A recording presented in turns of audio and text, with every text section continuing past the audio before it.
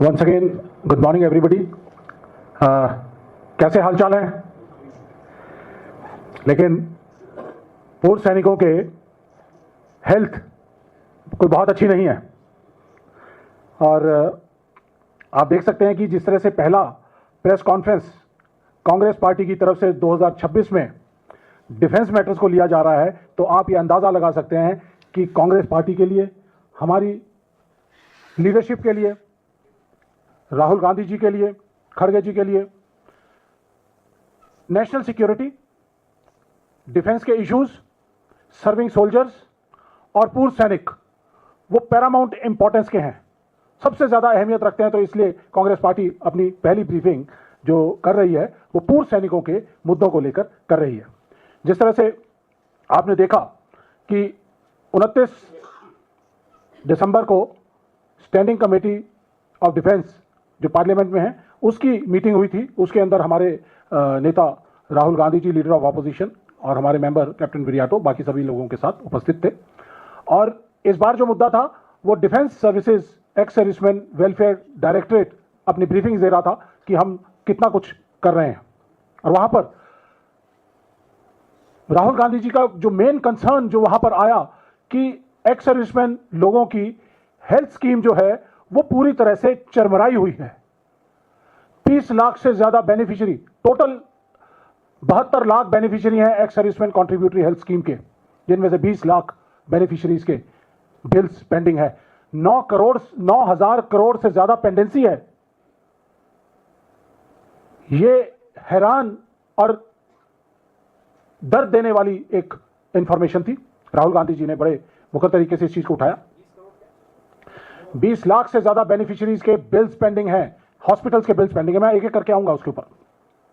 तो राहुल गांधी जी इतने व्यथित हुए इस चीज को देखकर कि हमारे अगर पूर्व सैनिकों के स्वास्थ्य के बारे में अगर सरकार सीरियस नहीं है तो ये कतई बर्दाश्त नहीं होगा।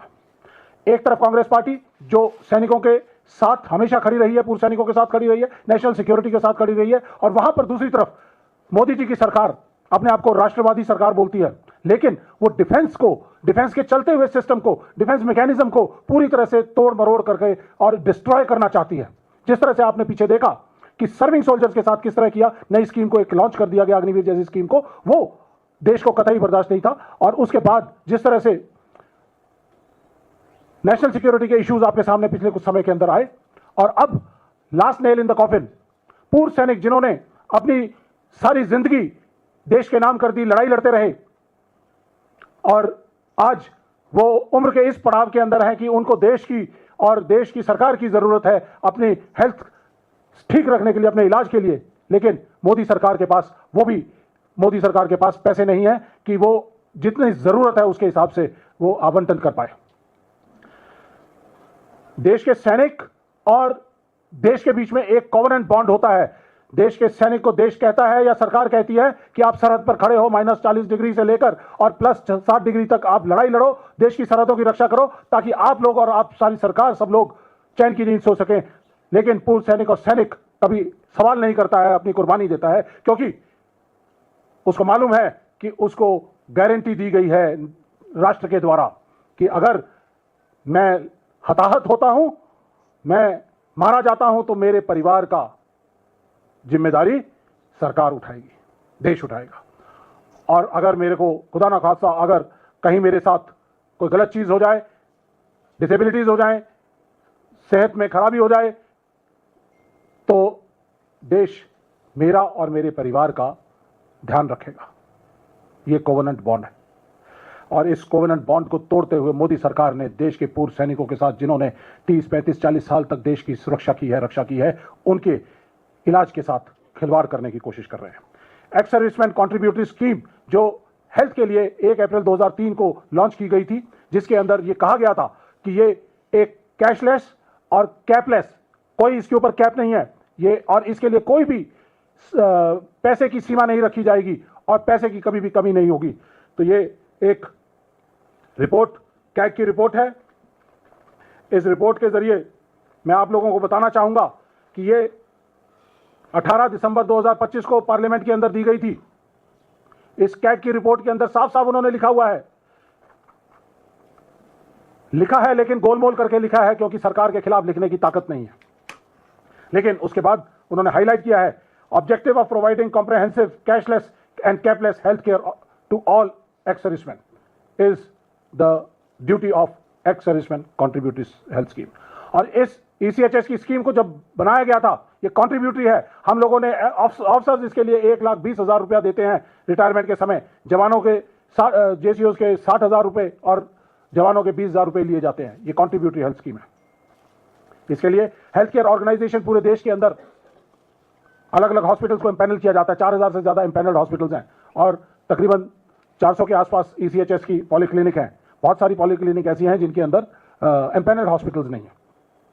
कैग ने कहा कि ये एक तो ज्योग्राफिकल एरिया पूरे देश का कवर नहीं किया जा रहा है, जिसकी वजह से सैनिकों को बहुत दूर तक इलाज के लिए जाना पड़ता है। दूसरा, उन्होंने ये कहा कि 2003 से लेकर और आज तक इतनी ज्यादा एक्स सर्विसमैन की और जो तादाद बढ़ चुकी है, उसके हिसाब से मैचिंग इंफ्रास्ट्रक्चर की डेवलपमेंट नहीं की गई है। जो ऑथराइजेशन ऑफ मैन पावर है, जो फंड्स हैं, 2014 में आखिरी बार इनके जो रेट की रिवीजन की गई थी और 2014 के बाद अब सुनने में आया है कि अभी शायद वो कुछ, क्योंकि बहुत बड़ी हलचल हो रही है पिछले कई समय से, तो उन्होंने कुछ इंक्रीज की है। रिम्यूनरेशन जो स्टाफ की होती है वो इंक्रीज की है, लेकिन स्टाफ की जो अवेलेबिलिटी है या ऑथराइजेशन है वो नहीं बढ़ाई है। उसके बारे में बात करती है कैग।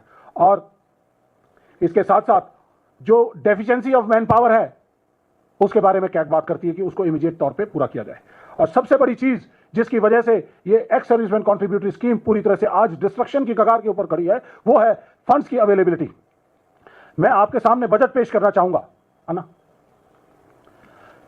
ये सब आधिकारिक तौर पर लिए हुए आंकड़े हैं और इसके मुताबिक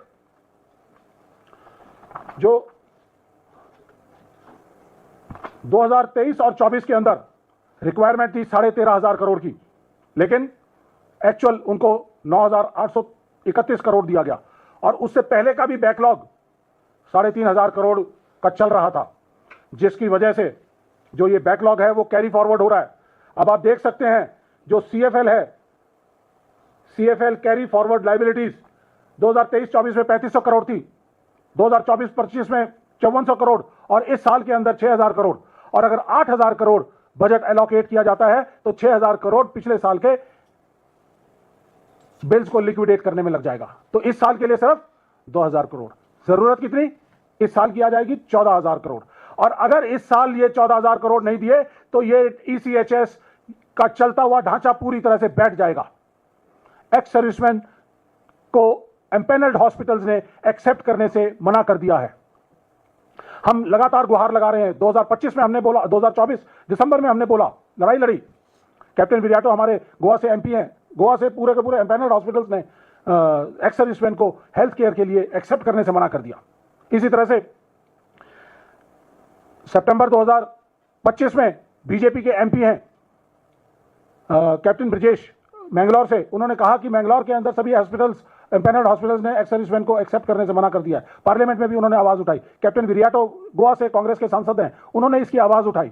हमने लगातार ex serviceman organisation, Indian ex serviceman movement, Indian ex serviceman league, Congress party का एक्स सर्विसमैन डिपार्टमेंट, हम सब लोगों ने आपस में बातचीत की और हम लोग लगातार इस मुद्दे को मिनिस्ट्री ऑफ डिफेंस के साथ और प्राइम मिनिस्टर के साथ, सबके साथ उठा रहे हैं। लेकिन directorate of ex serviceman welfare सुनने को तैयार नहीं है, एक्शन लेने को तैयार नहीं है। 15 जुलाई 2025 को हमने चिट्ठी लिखी एक्स सर्विसमैन के कॉन्ट्रीब्यूटरी हेल्थ स्कीम को लेकर, कोई असर नहीं। उसके बाद एक्स सर्विसमैन मूवमेंट के जनरल सतबीर ने चिट्ठी लिखी, एक्स सर्विसमैन लीग इसकी चिट्ठियां लिख रहा है, लेकिन कुछ नहीं। इसके अलावा यहां पर आने से पहले 4 महीने पहले रिटायर हुए थे मेजर जनरल नटराजन, उनसे भी हमने डिस्कशन की। तो मेजर इशू जो सामने आया, पहली चीज एम्पैनल्ड हॉस्पिटल्स के बिल 1 साल से ज्यादा लग रहा है, एम्पैनल्ड हॉस्पिटल्स एक्सेप्ट करने को तैयार नहीं है। दूसरा, मेडिसिन की अवेलेबिलिटी कतई नहीं है, बहुत कम है। जबकि आज के ज़माने के अंदर मालूम है कि अगर हमारे 72 लाख बेनिफिशियरीज हैं और तकरीबन 15 से 20 लाख ऐसे हैं जो कि उम्र के 70 से 80 के पड़ाव के अंदर हैं, तो उनकी मेडिकल नीड्स ज़्यादा हैं, उनके मेडिकल एक्सेप्टेंस नहीं होती, उनके इलाज के लिए वो हॉस्पिटल्स में जाते हैं, मेडिसिन अपने पैसों से खरीदते हैं, रीइंबर्समेंट के लिए भेजते हैं, लेकिन साल साल उनको लग जाता है, रीइंबर्समेंट नहीं होती है। यहां मैं अपना पर्सनल एग्जांपल कोट करना चाहूंगा कि मैंने ऐसे हालात को देखते हुए हमें इस कैशलेस और कैपलेस स्कीम में इमरजेंसी की तकलीफ है, मैंने खुद 25 लाख की अपने और अपनी वाइफ की इंश्योरेंस डिपेंडेंट के लिए रखी है। ऐसे ही तमाम लोग इंश्योरेंस स्कीम्स के ऊपर निर्भर कर रहे हैं। इसके साथ साथ मेरा एक साथी अपेंडिसाइटिस का एक छोटा सा ऑपरेशन तमिलनाडु के अंदर उसने करवाना था, तंजावुर के पास है, 300 किलोमीटर उसको ट्रेवल करके जो जाना पड़ा अपनी ऑपरेशन कराने के लिए। मैं कोविड का एग्जांपल देना चाहूंगा। मेरा खुद का CO commanding officer brigadier Rashpal Singh Parmar, वो आरआर हॉस्पिटल गया, नहीं उसको बेड मिला। उसके बाद वो बेस हॉस्पिटल उसको भेज दिया गया। बेस हॉस्पिटल के अंदर पूरी की पूरी राजनाथ सिंह जी के कहने के बाद वो पूरा हॉस्पिटल को सिविलियंस के लिए खोल दिया गया था। तो बहुत सारे फौजी ऐसे हैं जिन लोगों को वहां पे ट्रीटमेंट नहीं मिला, वो एम्पेनल हॉस्पिटल में उनको भेज दिया गया। एम्पेनल हॉस्पिटल तक जाते जाते उन्होंने दम तोड़ दिया, ऑक्सीजन की वजह नहीं मिली उनको। जन सुनील सुहाग हमारे एक पुराने साथी, उन्होंने इसी तरह से दम तोड़ दिया। इस तरह हमारे बहुत तरह के आम हमारे साथी हैं जिन्होंने उस समय दम तोड़ दिया। क्या यह देश की जिम्मेदारी नहीं बनती, सरकार की जिम्मेदारी नहीं बनती कि इन एक्स सर्विसमैन लोगों को उनको सही इलाज मुहैया कराया जाए? तो साथियों, आज इस मुद्दे के ऊपर हमारे नेता राहुल गांधी जी बहुत ही व्यथित थे और कांग्रेस पार्टी एक जिम्मेदार विपक्ष है। मैं एक राजनीतिक पार्टी का नुमाइंदे के साथ साथ एक 26 साल फौज के अंदर अपने सेवा दी है, तो हमारी जिम्मेदारी बनती है कि हम आपके बीच में आएं और इन सब बातों को सबके बीच में रखें। तो ये रखने के लिए हम आपके बीच में आए हैं ताकि देश में इसके बारे में अवेयरनेस हो। दूसरा, इस सिस्टम को क्या इसमें प्रॉब्लम आ रही है वो आपके जरिए पूरे देश को बताया जाए कि directorate of ex serviceman welfare, उसने पिछले 4 महीने में MD-ECHS जो कि एक सर्विंग फौजी ऑफिसर होता है, जो मैनेजमेंट ऑफ ECS के लिए जिम्मेदार है, उसकी एडमिनिस्ट्रेटिव पावर्स को विड्रॉ कर लिया है।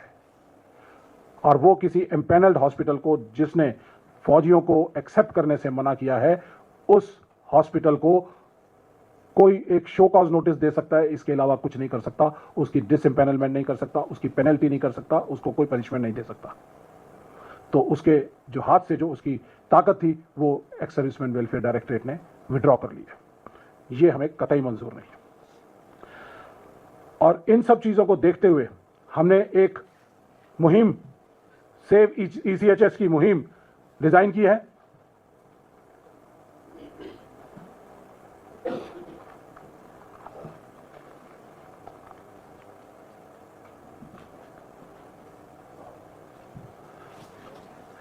ये आप लोगों के सामने पेश करना चाहेंगे।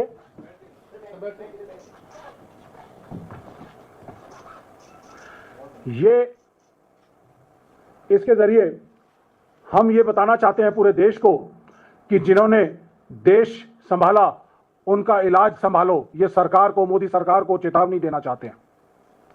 और ECHS में सुधार, पूर्व सैनिक का अधिकार। और इस ECHS को बचाने की मुहिम के लिए हम लोग 1 महीने का कॉन्टैक्ट प्रोग्राम, आउटरीच प्रोग्राम पूरे देश में सभी 400 एक्स सर्विसमैन हेल्थ स्कीम की जो ECHS पॉलीक्लिनिक्स हैं उन तक पहुंचेंगे। हमारे जो एक्शन प्लान है उसके तहत हमने ये मिस्ड कॉल नंबर हमने जारी किया है, इसको स्कैन कर सकते हैं। स्कैनर के अंदर मिस्ड कॉल नंबर है, इससे मिस्ड कॉल करके हम एक गूगल फॉर्म सभी के पास पहुंचा रहे हैं।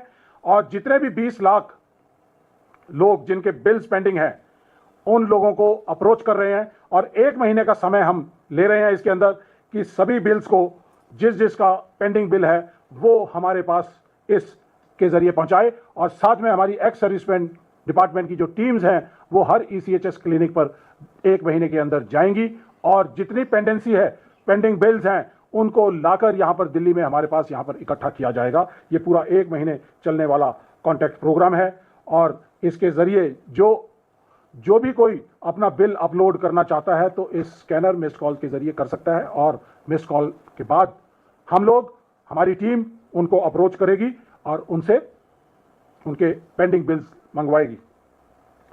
उसके बाद 30 जनवरी के बाद बजट सेशन शुरू हो रहा है। मोदी जी को यहां से सीधे सीधे चेतावनी देना चाहते हैं कि आपके पास 30 दिन का समय है। आप 14,000 crore x servicemen contributory health scheme को तुरंत प्रभाव से दे दीजिए, वरना पूर्व सैनिक दिल्ली में अपनी डिमांड्स को लेकर यहां पर धावा बोलेंगे और उसका आगे का प्रोग्राम हम निर्धारित करेंगे। दिन हम तय करेंगे, वक्त हम तय करेंगे और इन मुद्दों को Rahul Gandhi ji, leader of people, leader of opposition in Lok Sabha, वो इन मुद्दों को संसद से सड़क तक उठा रहे हैं, उठाएंगे। और मैं यहां से एक्स सर्विसमैन कम्युनिटी को एक ये संदेश देना चाहता हूं कि leader of opposition Rahul Gandhi ji की क्या ताकत है। मैं आपको एग्जाम्पल देना चाहूंगा कि 2022 में जब भारत जोड़ो यात्रा दिल्ली में प्रवेश करने वाली थी, हरियाणा में प्रवेश की थी 21 दिसंबर 2022 को, तो उस समय पर OROP 2 जो 2019 में लागू होना चाहिए था, 2022 में सुप्रीम कोर्ट ने ऑर्डर पास किया गवर्नमेंट को कि इसको लागू कर दीजिए। सरकार उसको लगातार 3-3 महीने बढ़ाती चली गई उस मियाद को और 21 दिसंबर 2022 को हजारों की तादाद में पूर्व सैनिक राहुल गांधी जी से मिले और 23 दिसंबर को राजनाथ सिंह जी ने रात को 8:39 पर ट्वीट कर दिया कि हम OROP 2 लागू कर रहे हैं। ये है राहुल गांधी जी की पावर। और जिस तरह से राहुल गांधी जी ने संसद में कहा था कि मोदी जी और शाह साहब ये डरते हैं, ये कांपते हैं, उनके हाथ कांपते हैं, तो ये एक उदाहरण है। उसके बाद 18 अग्निवीर जो लोकसभा चुनाव से पहले पिछले 2022, 23, 24 के अंदर जो हताहत हो चुके थे, उनकी रिम्यूनरेशंस को जो उनके कॉम्पनसेशन थे उसको सरकार साल 1.5 साल हो गया था नहीं दे रही थी। तो जैसे ही 2024 के अंदर नई सरकार बनी और उसके बाद जुलाई में राहुल गांधी जी ने मुद्दा उठाया पार्लियामेंट के अंदर, तो उसके एक हफ्ते के अंदर अंदर उनके सारे के सारी कॉम्पनसेशन के जो पैसे थे वो उनके खातों में आ गए थे। इसी तरह से अग्निवीर अमरनाथ जायसवाल आपने बिहार में देखा होगा, उसकी इंडेक्सिंग कट गई थी, उसको सेना से बाहर निकाल दिया गया था और राहुल गांधी जी ने उसका मुद्दा उठाया तो एक हफ्ते के अंदर उसके बचे हुए पैसे उसको दे दिए गए थे। तो एक्स सर्विसमैन कम्युनिटी से, बेनिफिशियरी से मैं कहना चाहूंगा कि आप अपने तुरंत प्रभाव से अपने बिल्स को अपलोड करिए। आपकी आवाज राहुल गांधी बनकर आंधी की तरह आपकी आवाज को सड़क से संसद तक उठाएंगे। ये हमारा वायदा है और ये हमारी जिम्मेदारी भी है एक जिम्मेदार विपक्ष होने के नाते। सीधे सीधे सवाल हमारे हैं कि और रिकमेंडेशन है। पहली रिकमेंडेशन यह है कि directorate of ex serviceman welfare x servicemen contributory health scheme को चलाने के लिए सक्षम नहीं है, उससे निकालकर x servicemen contributory health scheme को सीडीएस के अंदर तुरंत प्रभाव से डाला जाए। एडमिनिस्ट्रेटिव पावर्स जो एक्स सर्विसमैन वेलफेयर डायरेक्टरेट ने ECHS MD की अपने वापस ले ली हैं, वो तुरंत प्रभाव से वापस किया जाए। उसके बाद 14,000 करोड़ का आवंटन तुरंत प्रभाव से किया जाए। पेंडिंग जितने भी बिल्स हैं बेनिफिशियरीज के वो तुरंत प्रभाव से दिए जाएं और इसके साथ साथ बहुत सारे जो हॉस्पिटल्स हैं वो सरकार से बहुत ही पीनट्स छोटे से दाम में उन्होंने जमीनें खरीद रखी हैं, तो ये कोवेनेंट एक्ट लाया जाए, उनके ऊपर जिम्मेदारी डाली जाए कि अगर आप सरकार से कंसेशनल दाम के ऊपर अगर जमीन लेते हैं तो आपकी जिम्मेदारी बनती है कि आप पूर्व सैनिकों को मान और सम्मान और उचित उनको जगह स्थान देते हुए उनकी एक्सेप्टेंस करें और उनको सही इलाज मुहैया कराएं। ये हमारी पूरी तरह से हमारी डिमांड्स हैं और अगर ये नहीं होगा तो 30 जनवरी के बाद पूर्व सैनिक दिल्ली में सब लोग आएंगे, लीडर ऑफ ऑपोजिशन से मिलेंगे, सरकार के नुमाइंदों से बात की जाएगी और आगे का प्रोग्राम जो है वो तब तय किया जाएगा। रणनीति तब बनाई जाएगी, बनाई हुई है, रणनीति तब तय की जाएगी और बताई जाएगी कि हम आगे क्या करने वाले हैं। साथियों, ये एक संवैधानिक और नैतिक मुद्दा है। ऐसा ना हो कि soldiers are remembered during war ends, soldiers are slighted और फॉरगॉटन। ऐसा नहीं है। हमारे देश के 140 करोड़ नागरिक देश की सेनाओं के साथ भावुकता से जुड़े हुए हैं। राहुल गांधी जी, कांग्रेस पार्टी भावुकता से उनके साथ जुड़ी हुई है और उनके मुद्दे लगातार उठाती रहेगी। और आखिर में और सबसे बड़ी बात, अगर सरकार लाखों करोड़ अंबानी और अडानी के कर्ज माफ कर सकती है, इंडस्ट्रियलिस्ट दोस्तों का फायदा पहुंचाने के लिए माफ कर सकती है उनके कर्जे, तो 14,000 करोड़ देश के पूर्व सैनिकों की इलाज के लिए वो हर हालत में 100% दे सकती है और उनका बिल अदायगी कर सकती है। अगर वो डिफॉल्टर्स की मदद कर सकती है, तो जिन्होंने देश की सेवा की है उनकी मदद करना, ये मदद नहीं कहूंगा, ये उनके अधिकार को उनको देना सरकार की नैतिक संवैधानिक जिम्मेदारी है। ये कोई दान या उपकार नहीं है, यह पूर्व सैनिकों का अधिकार है, जिसके लिए हम कांग्रेस पार्टी पूर्व सैनिक एक साथ हैं, लड़ाई लड़ेंगे और मोदी सरकार को मजबूर करेंगे कि वो इसके ऊपर सही फैसला करे और आने वाले समय के अंदर किसी भी पूर्व सैनिक को इलाज की वजह से अपनी जान गंवानी ना पड़े। और अगर ऐसा नहीं हुआ तो मैं ये भी चेतावनी देना चाहता हूं कि आज के हालात के अंदर एक्स सर्विसमैन कॉन्ट्रीब्यूटरी स्कीम पूरी तरह से चरमरा जाएगी और टर्मिनल डिजीज से जो ग्रस्त हमारे पूर्व सैनिक हैं, लाखों की तादाद में बेनिफिशियरीज हैं, तो कहीं ऐसा ना हो कि उनको अपनी जान से इलाज के बिना हाथ धोना पड़े। धन्यवाद।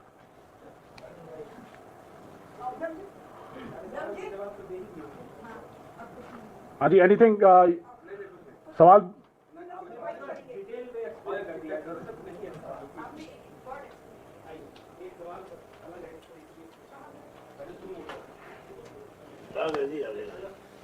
इसके ऊपर